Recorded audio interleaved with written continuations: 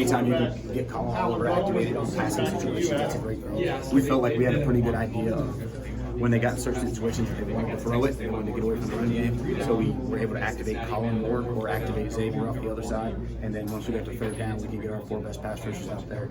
And they felt really good about what we were doing. How were you guys able to adjust at the half? It seemed like they got you pretty good in the first half, and then you guys settled things out like you have most of the year. Yeah, no, they had.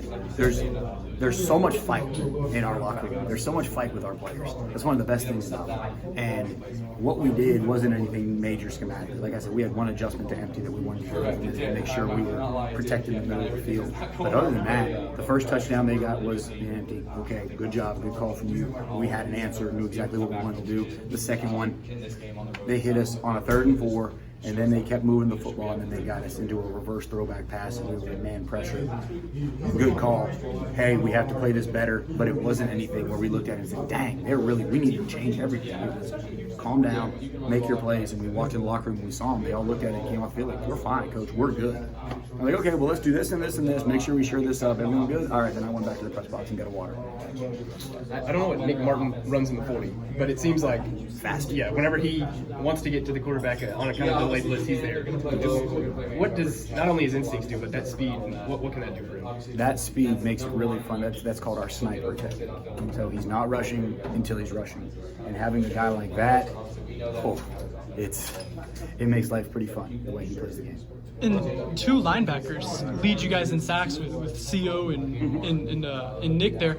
I mean, is that something that you evaluated at the start of the season and said, we want these guys in that position, or did it just kind of work out that way? I think it just kind of, we knew what we wanted with Colin. We knew we were not going to completely abandon playing an even front and putting Colin all around the line of scrimmage because that's what he's done for 2 years. That's what he's had success with. So we knew that was still going to be a part of our game. But then with Nick, the last player I had run this position, run this technique, I think had 7 sacks. And I remember watching and saying, Nick is the Power 5 level version of what Keith was for us. And we didn't move Keith there till, I think, game 5 is when we made that move, and he had 7 sacks, I think, in the last 6 games. So I was like, I'm not making that mistake again. That's what Nick looks like. That's what we got to end up doing. And Nick just got better and better and better and better. So you feel better about rushing 3 when that kid's your sniper.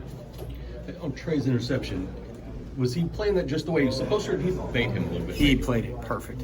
I'm going to say he played it just the way Coach Amber coaches him to do it. I'm sure he baited him and he saw it, but he rolled down, played the drop exactly like he was supposed to do, related to the receiver, got his eyes on the quarterback and made the play.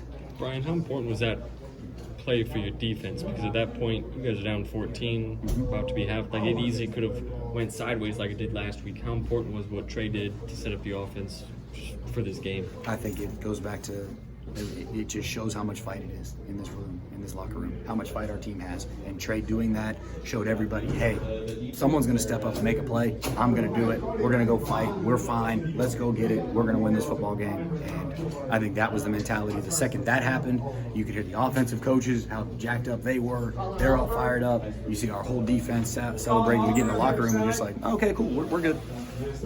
After what happened last week, to have that happen this week and just put a knife in it was huge. What was his name? Keith? Keith, I think Keith Thompson. And was he at Gannon? He was at Gannon, number 7. I think he had 6.5 or 7 sacks in the last 5 games. Did you Great football player. Did you create the sniper position with Keith in mind, or was No, it was something we just built into it. We always said we wanted to do it. Tried to do it at Emporia State. Some guys were better at it than others. We were actually just a better drop 8 team there, but when we got there and we had Keith do it, it's a feel thing. It's not something you can, he's love to say, oh, you can coach him and do this, but it's a really good feel thing. And Keith felt it really well. And Nick has similar traits and he's very fast. Why do you call it sniper?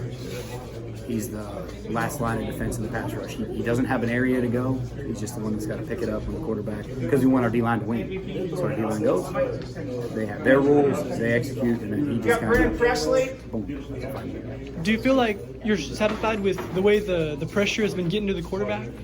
Never satisfied. No, I think we're doing a great job, but today's the worst we'll ever be. Let's go get better tomorrow. Thanks, Coach.